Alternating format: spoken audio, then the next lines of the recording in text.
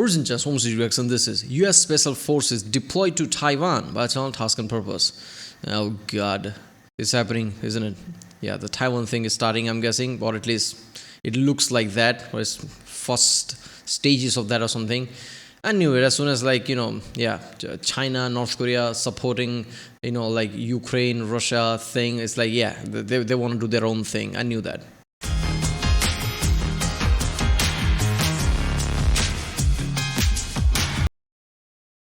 So this is the latest video from Task and Purpose, and I'm guessing this is the latest development. US sends special forces there because they probably got some intel, like things are moving, right? And it makes sense, right? Like if there is a conflict, multiple conflicts going around the globe, this is when you want to do your conflict as well, right? You don't want to be first, apparently. So China's going to use this like a Middle Eastern issue, and now the Ukraine-Russia thing ramping up now with Ukraine invading Russia.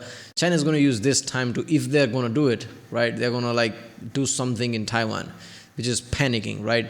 You just need multiple wars in different parts of the planet, and eventually it turns into global war, which is a problem, right?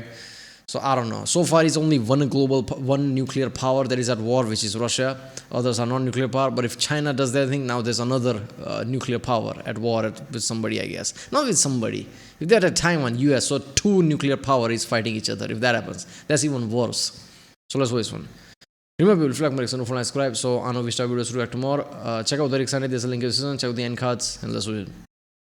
Are U.S. Special Forces permanently stationed in Taiwan just 3 miles away from mainland China? In early 2024, Taiwan United Daily News ran a story stating that U.S. Green Berets were building permanent bases on the offshore island of Kinmen and Penghu.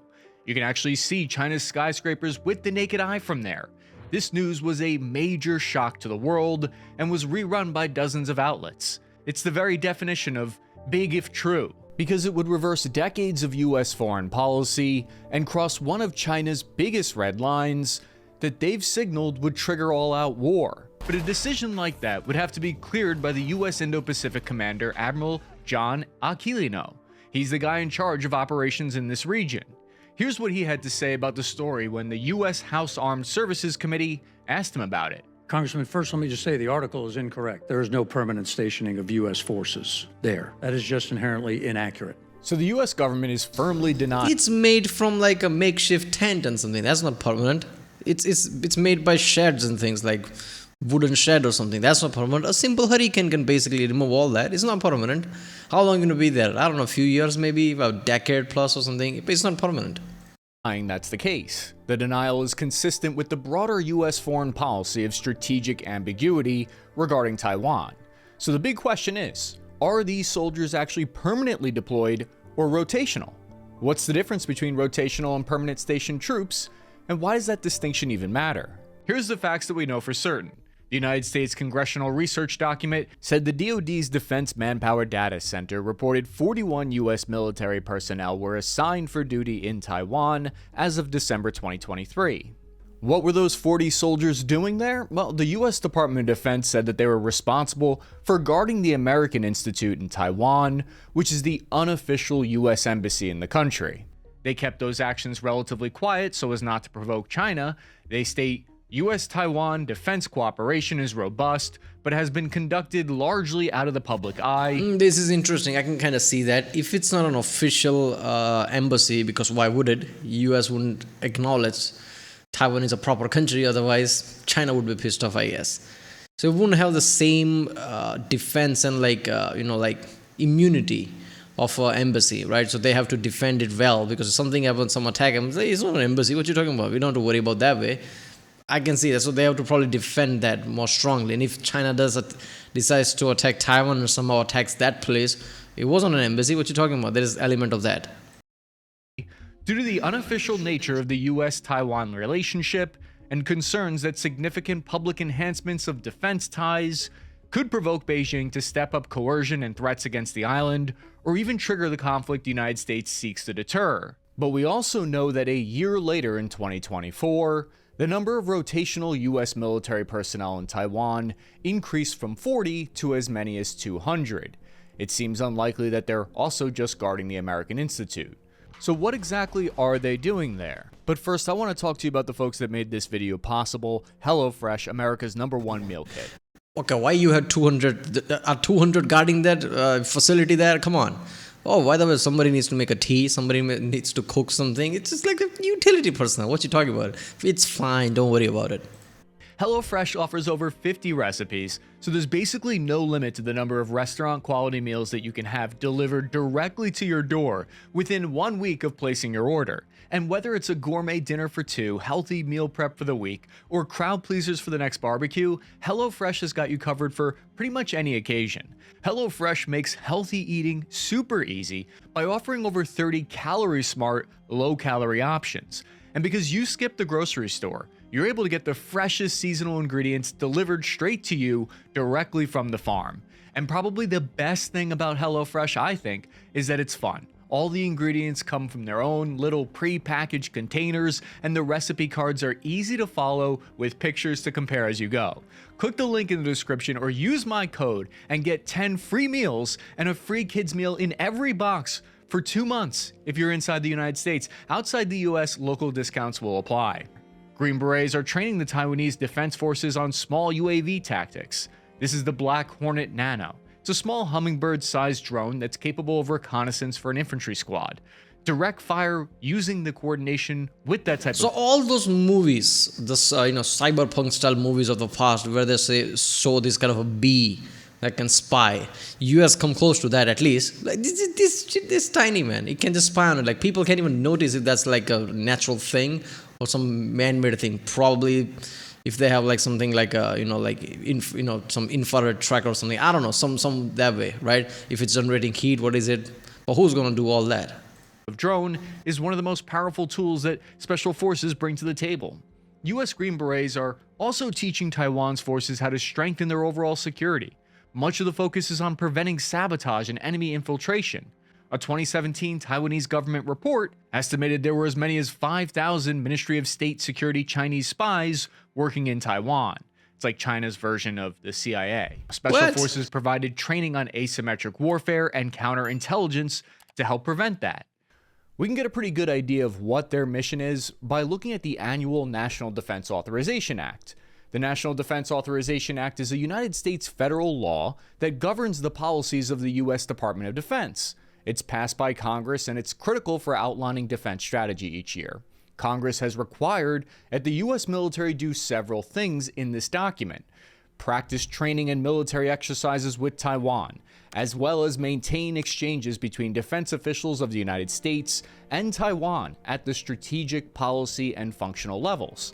Then there's the 2023 Taiwan Enhanced Resilience Act, which requires the U.S. military do a full audit of Taiwan's ability to defend its critical infrastructure, including its transportation and communication networks. It requires a full rundown to be made on Taiwan's ability to employ... It is insane. At this point, Taiwan might as well be like another state of USA. The way everything, at least in defense way, it's all going about, right? I'm guessing China doesn't like that, right? China's like, oh, Taiwan is still part of China. It's still China. Like, it's basically acting like a state of US or something. But Congress intervenes in everything, checking like transportation, like is it all safe or not? Just check all that shit. Their long-range precision fires and missile defense systems. U.S. Special Forces could be tasked with making these assessments and recommendations. Now, according to China foreign policy expert Mile Yu, since the 1950s, U.S. foreign policy has deliberately excluded Taiwan's offshore islands, particularly Kinmen, from its defense commitments. These islands were considered in defense. That's a Taiwan's island, that but literally touching China? How? How the fuck is that a thing? I don't get it. China basically violates Indonesia and all these like southeastern islands, even the seas, just China Sea, this and that. Like basically tries to like take over a lot of shit, make artificial island and everything, and somehow they let go of Kinmen Island. You think like long ago, decades ago, in some kind of aggression, they would take over that island or something? That is literally touching China. How does that work? I'm guessing, I don't know, man. They must have some kind of like some kind of contingency there. That Kinmen might as well be China's or something if time does come or something. I don't know. Because literally, like he said in the start of the video, you can see the skyscrapers from there. Chinese skyscrapers. That's insane. Sensible in a strategic sense and too sensitive geopolitically. So, first of all, this move, if it was true, would be a major geopolitical shock. It would break a 7 decades long taboo. If there was a permanent deployment of US Special Forces, it would cross a red line with China that would possibly trigger World War III. This is part of the reason why the distinction between permanent and rotational troops is crucial. Permanent station troops have a longer duration, so that can mean that you're sent to a country for an entire year or more instead of just a few months. This requires infrastructure that includes established dedicated bases. Sometimes troops are there on rotations of 4 years. It includes housing, support infrastructure like English language schools and family support facilities that would be visible from satellite imagery or from other surveillance techniques from China. Soldiers would bring their wives and children with them on permanent stations. It requires laws signed between the US and the host nation that cover what happens if a young E2 soldier, a private, commits a crime in a foreign country, for instance. There's a lot of red tape there, which would... Yeah, it's basically living there. So yeah, you need to have all that, right? Imagine that first general's like, yeah, you're gonna be stationed there for 3 years. Yeah, what about house and like place for my kid and my wife? You what? Aren't your wife and kid gonna stay here? 4 years? I mean, no, not really. It's like, God damn it. Fine, we'll create housing. School, you need school too. Of course, you're gonna need hospital. Yeah, I'm gonna need all that. Would indicate publicly to China that the US was stationing a permanent troop presence in Taiwan. A permanent station is largely political because it implies that the United States would defend that land to the last. It's a diplomatic signal. This means it would be an end of the strategic ambiguity, which has been the foreign policy status quo here for decades. It would represent a formal US security commitment to Taiwan, which hasn't been done since 1979. I think that would be like a too major of a slap to China and how much China has been flexing in past few years, decades, right? I think China can't let go of that, right? It would be too much, right? I don't think that would ever happen. I mean, US is never gonna be that and do that, right? That would be a big problem, right? That would be clear aggression as aggression can be, because it's one topic about China that China doesn't like. It's Taiwan. And Taiwan basically, like, US is acknowledging that we are here to defend Taiwan. Taiwan is its own thing. We have a permanent base. That would literally start a war. That wouldn't be a question. Like, as soon as that gets announced, in a week you can hear about some kind of conflict. Fine. This move would be even more controversial because it would be a commitment to their offshore island 3 miles from mainland China, which has never been done in 7 decades. These are some reasons why permanent troops cannot be quickly pulled out in the event of an invasion. They'd be a clear message that the United States will defend the land. US forces in Germany, Japan are examples of permanently stationed troops. They're working on a permanent NATO base in Lithuania as well, for example. Now, on the other hand, rotational troops they're more flexible, dynamic of a presence that can adapt to changing strategic needs. A perfect example of rotational troops were the US Army soldiers who were training in Ukraine in February of 2022. They were there up to 3 days prior to Russia's invasion of Ukraine. Washington was able to easily pull them out of the country, though. If they were a permanent station of troops, pulling them out would have been a much bigger deal and would have likely meant direct war between Russia and the United States.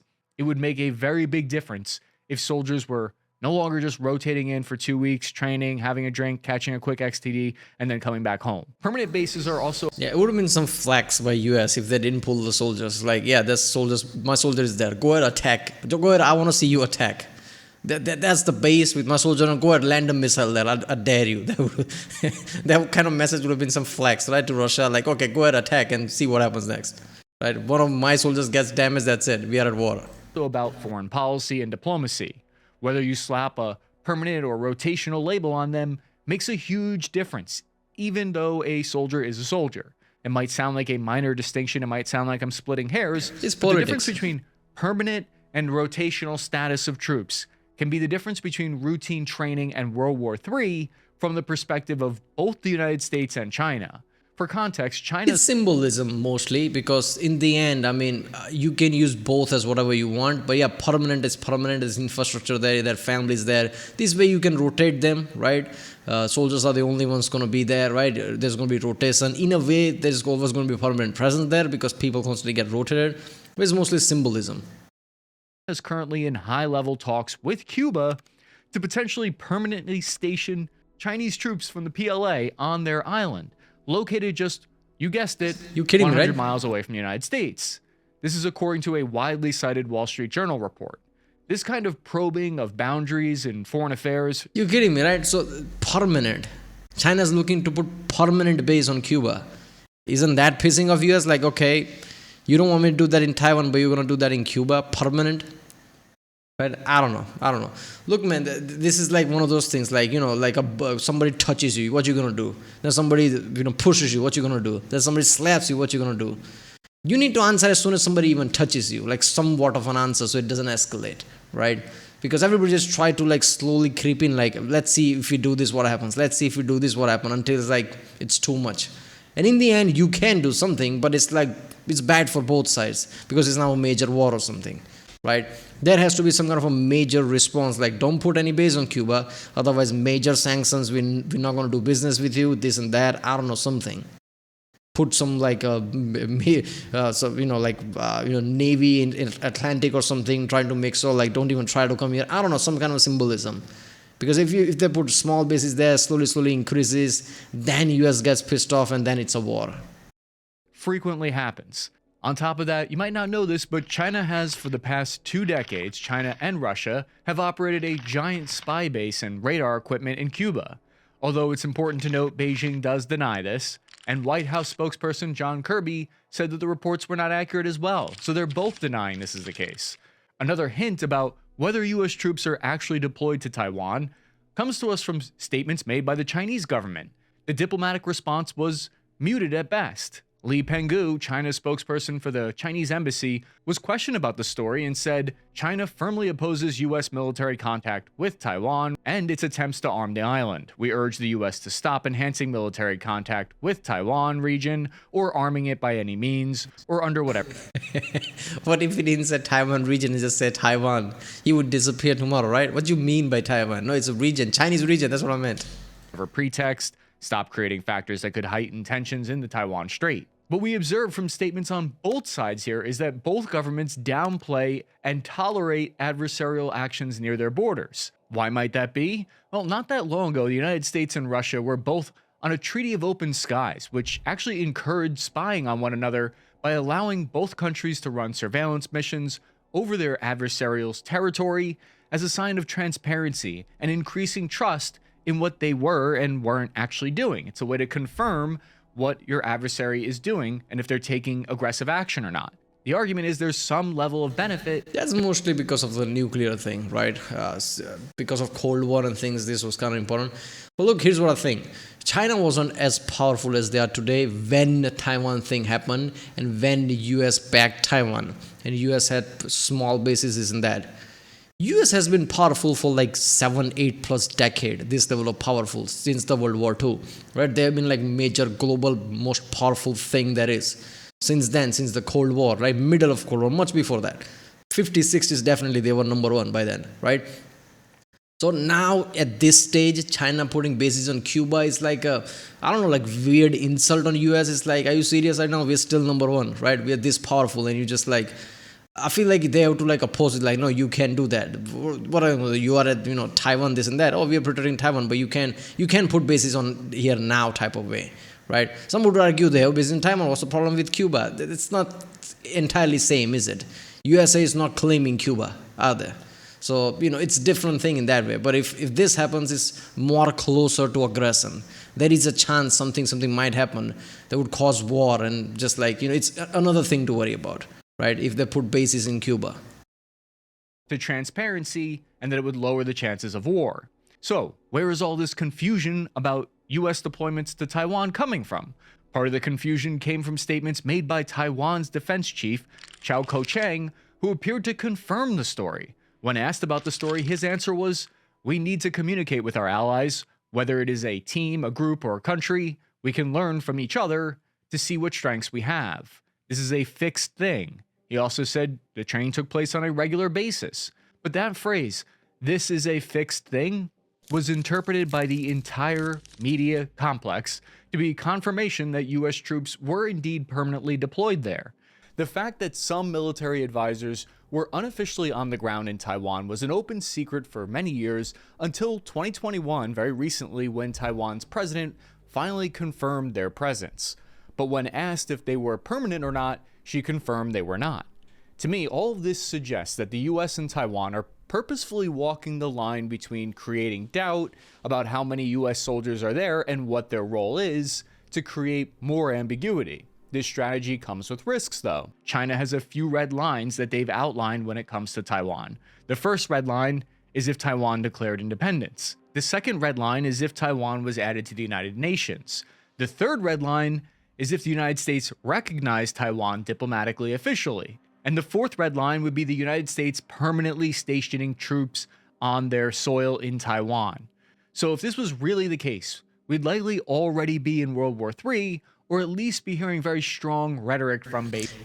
Yeah, but isn't China saying all these things about Taiwan? China is acknowledging Taiwan for its own thing? Because if Taiwan is just China, are you saying they shouldn't have any kind of diplomatic thing to China? They shouldn't do anything acknowledging China? Isn't they like saying that US shouldn't do this, UN shouldn't do this, all these things shouldn't do this about Taiwan? Saying that makes Taiwan its own thing? Usually when people are trying to deny it, they keep things unofficial, never even openly say anything, rather than saying these kind of red line rules or whatever. Beijing. Now, this could all change tomorrow if the US government verbally says soldiers are permanently stationed in Taiwan, but they haven't yet. Don't get me wrong, the United States has about 800 foreign bases around the world, 40 times more than any other country. On top of that, the CIA is operating on China's doorstep. In 2008, 4 CIA operatives from the maritime branch were killed by a storm right off China's shores. They were attempting to plant a monitoring device to listen for Chinese warships that were disguised as a rock. But the closest actual permanent base officially is the 1st Battalion, 1st Special Forces Group, forward deployed on the Japanese island of Okinawa. The United States has been aiding what is the modern version of Taiwan since World War II. America provided fighter pilots, planes, and $200 billion worth of aid to help them defeat Japan. So when the Taiwanese Kuomintang were defeated and retreated to Taiwan, they signed the Mutual Defense Treaty with the United States to continue their alliance. The United States government claims that their forward deployed forces in the Western Pacific are a legacy of this World War II posture. As a result of this treaty, the U.S. permanently stationed 30,000 troops in Taiwan at one point at its peak in the late 1960s. Fighter bomber squadrons, tactical missile squadrons, and even nuclear weapons were there. During this time, China attempted to forcibly retake Taiwan. During both events, the small islands of Matsu and Kinmen were heavily targeted by PLA artillery and were subsequently turned into island fortresses. However, no by artillery, you mean like simple machine guns and assault rifle because it's just there. Islands under the control of the Kuomintang were ever taken by the communist forces. After serious threats of nuclear weapons made by US President Eisenhower and the introduction of Western-donated weapons into Taiwan's arsenal, the CCP gave up on their attempts to capture any part of Taiwan for many years. This is why it's no small matter about the status of US soldiers in Taiwan. There's a lot of historical baggage here. This stalemate continued until 1979. That's when the US government announced the normalization of US PRC relations on January 1st, 1979, because when that happened, that's when they withdrew all remaining military personnel from Taiwan, and they did it within 4 months. Since then, the US military has not maintained a permanent presence on Taiwan. If it were true and there were permanent forces stationed there, they would either act more effectively as a deterrent, or they could trigger a full-blown war.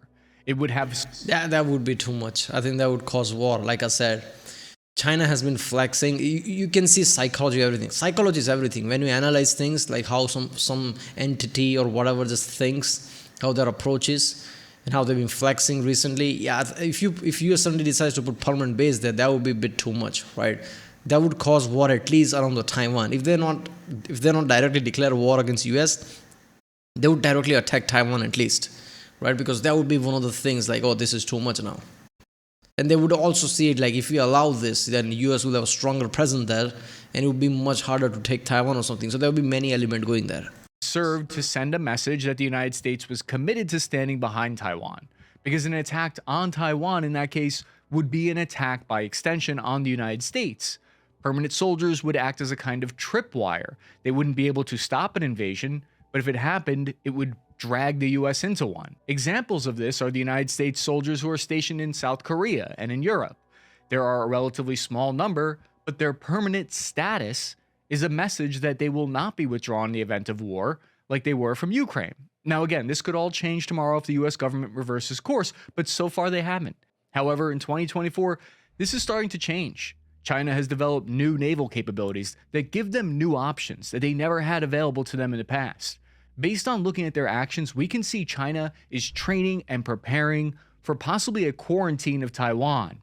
Here's a map of the exercises in red. As you can see in red, the drill covered a larger area than it did the year prior. The gray zones marked represents the training in 2022. This indicates to us that China could be preparing for a full blockade of the nation instead of an invasion.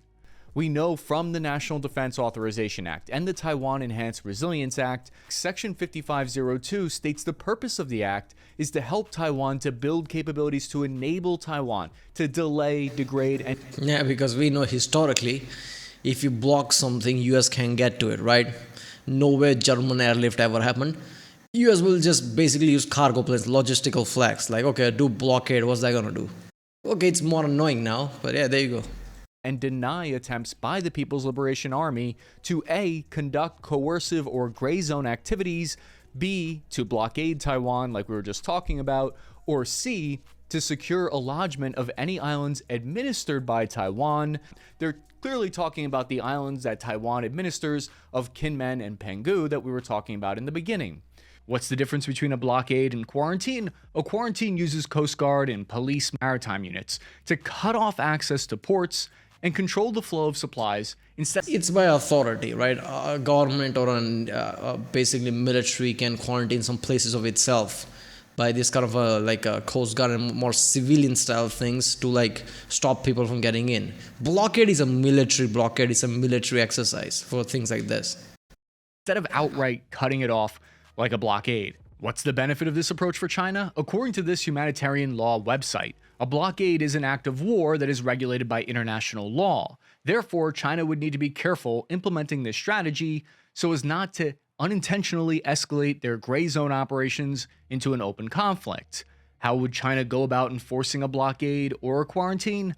According to after-action analysis by John Dotson and Jonathan Harmon at the Global Taiwan Institute, the military exercise operation was divided into 5 main operational areas. Zones in the southwest, west, northeast, and southeast involved a total of 19 Chinese Navy ships, 16 Coast Guard vessels, and 49 aircraft. While areas closer to the key ports of Taipei were concerned about Chinese Navy ships, outlying islands closer to China were in exercises usually include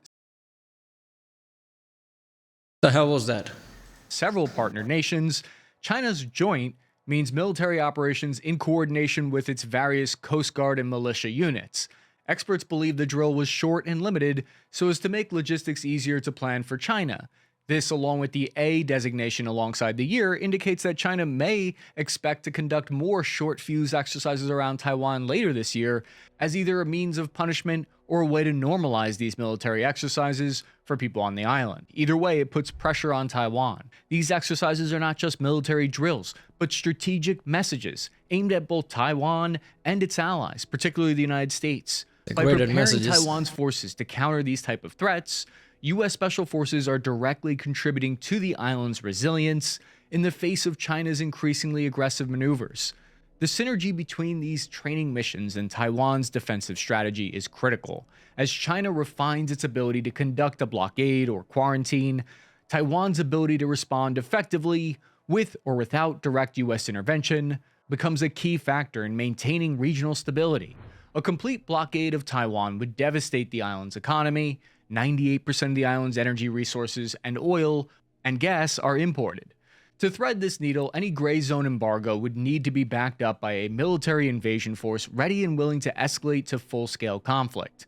A real and imminent threat is the only way China has a chance of deterring outside interference when their embargo begins to affect international trade.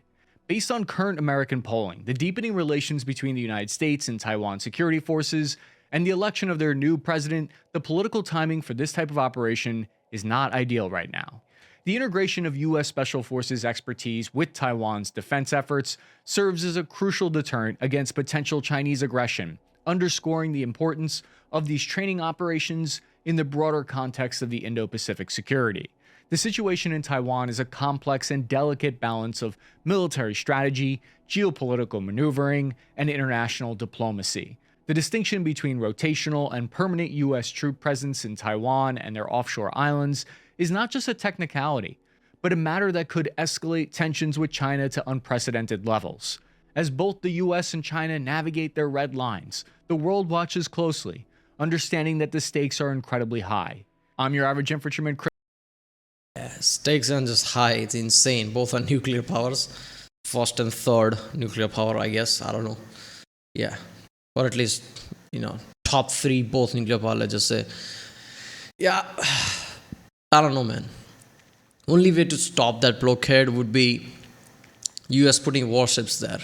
Thinking like, don't try to blockade or you're going to have friction with us type of way.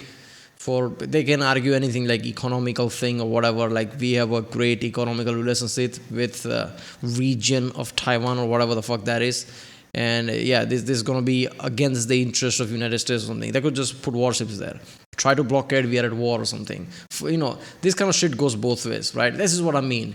Whenever conflict is starting, literally what your first response and how fast it is going to matter, right? It depends on who's in charge. It depends on how people conduct things, right? How strong militaristic leader is, right? So instant response. If you let's just calm down, let's not escalate, just stay back. Slowly with if they put permanent bases on Cuba, US does nothing. Then that increases, now it's a thing, right? And it's a major slap on the US's face as well, because when the US put bases in Taiwan, China wasn't as big, right? So it kind of makes sense. And then they withdrew because of some treaty, and now they're kind of presence there. It all makes sense. But if now China put bases in Cuba, that would be a slap in the face of USA. So they could just okay, back off or just give instant response, this is too much of a thing to cross. Don't try this type of way. Same thing with the blockade, right? Right, well, that was U.S. Special Forces deployed to Taiwan by some task and purpose. They could basically say okay, we agreed that we're not going to acknowledge Taiwan as a proper country. We agreed we are not going to say anything put that in a UN list or something. But if you put a blockade, all that changes. It's like threat versus threat type of way. Right, well, I'll see you next time.